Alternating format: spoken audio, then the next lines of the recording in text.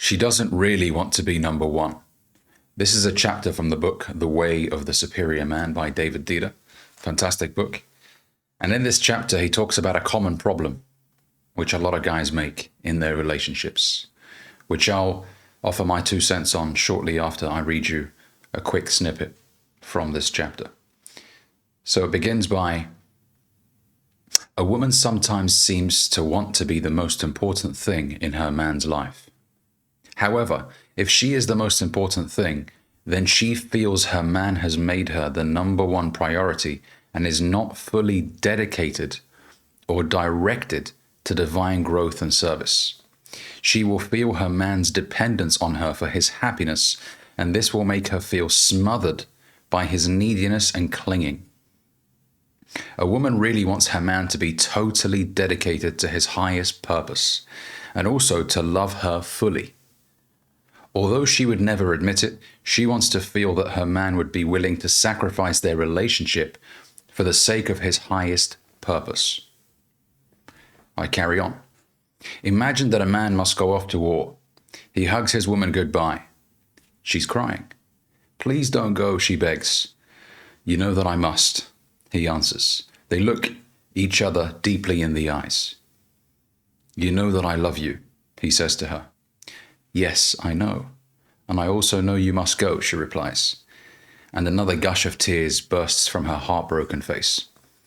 He turns and walks out of the door to his necessary destiny as his woman, full of pain and pride, watches him disappear.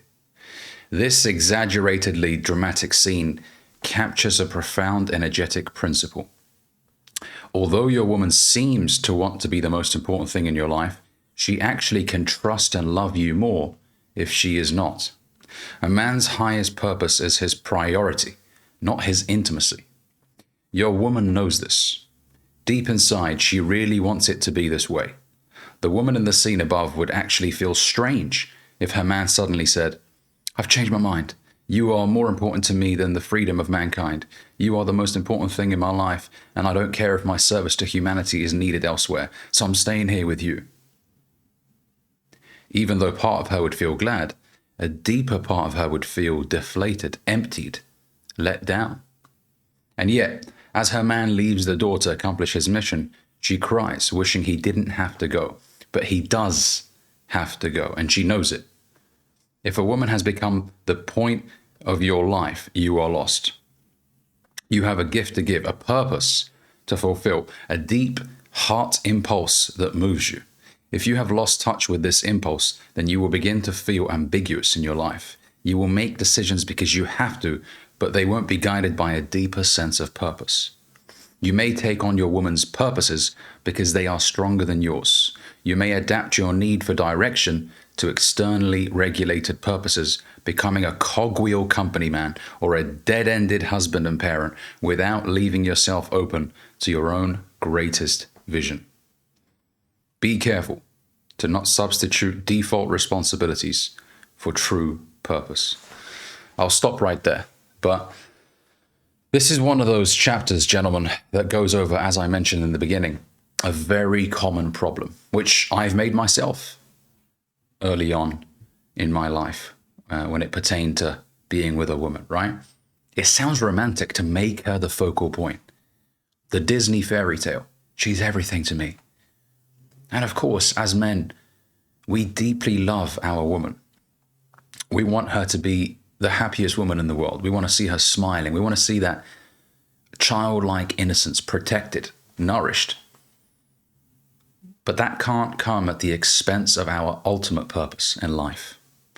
And I've seen it in some of the friends that I've had over the years. When they make their woman everything, you can kind of see the neediness just overtake the relationship.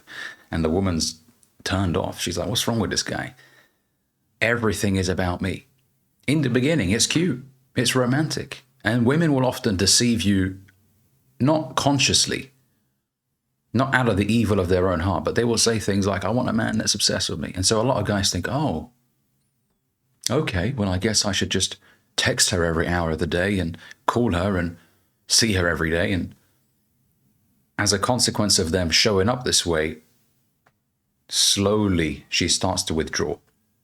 She wants you to go out there and chase excellence. She wants to see you slay the dragon because she knows deep down inside this is a stronger long-term solution as opposed to you just being with her all the time, which in the long run will cause issues, right? She wants to know that in the future, this man will be competent enough, successful enough to take care of her and her kids.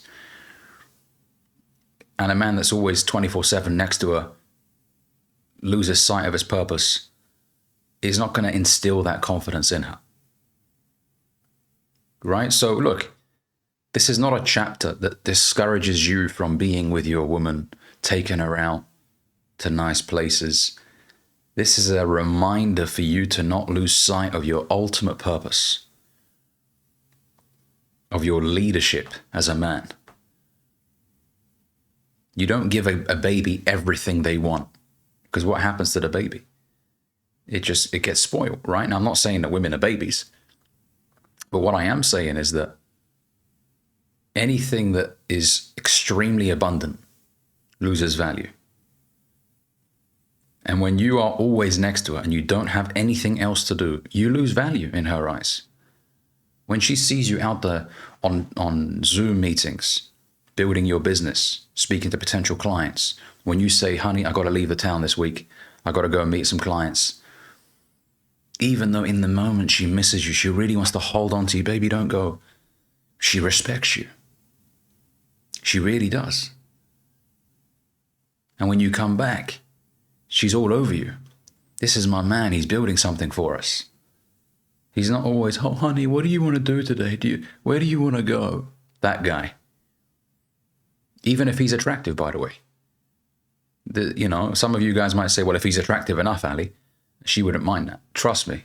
Even if you're a good-looking Chad or Tyrone, if you're always available, if you have nothing to do besides being next to her, she will get sick of you as well. Believe me. So, gentlemen, whatever it is that you need to do it ASAP.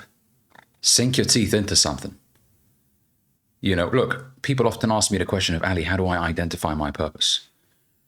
Now, I believe, as a man of God, that the ultimate purpose is to serve God, right?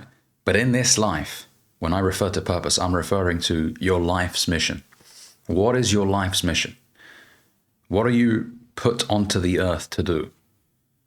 You may not know the answer to that right now, but the key to getting that answer is to be out there hunting, to be out there executing, right? To try loads of things. Because when you're a man of action, when you're doing a lot of things, sometimes your purpose finds you, almost by accident. One day you're at a networking event and then you overhear a conversation, you find it interesting, you say, hi guys, listen, I don't mean to interrupt in your conversation, but I heard that you guys were talking about XYZ. I'm really interested in that. Boom, that could be a conversation right there that will then lead you on to becoming a master in a certain field. The universe works in mysterious ways. Now, I believe when I say the universe, I'm referring to God will open doors to you that oftentimes you were unaware even existed. But you got to be proactive. You got to participate in your own rescue. That's one of my favorite quotes of all time, right? Participate in your own rescue. Take initiative. Go out there. Try and seek as much knowledge as you can. Ask a lot of questions, right? Success is attracted to people that take initiative, not people that sit around, well, I don't know what I want to do, Ali. I don't know what my purpose is.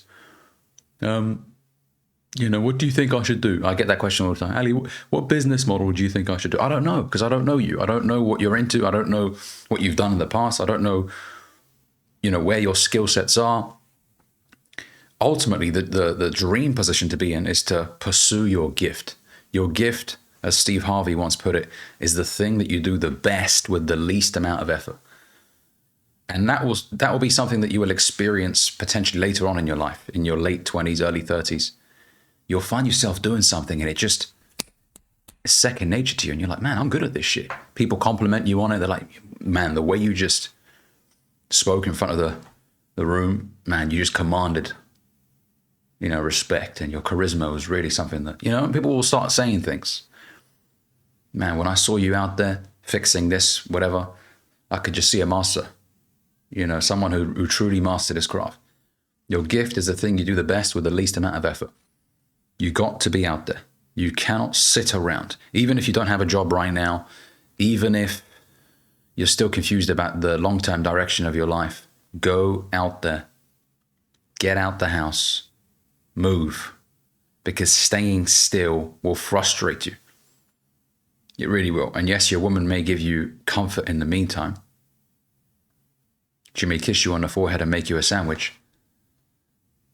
But then soon enough, if you don't get a grip, if you don't try and go out there and identify what that thing is, your relationship will suffer as a result. So I hope this video has been of value to you guys. If it has, make sure you give this video a like. For those of you that are interested in developing your communication skills, your confidence, your self-esteem, your relationship skills, amongst many other things, I have a community on school.com called the Top 3%. We have 3 live calls every single week on there, as well as a course on sales and communication. So be sure to click on the link down in the description below to watch the short promo video. And I look forward to welcoming you inside the group. Thanks very much for watching. See you in the next one.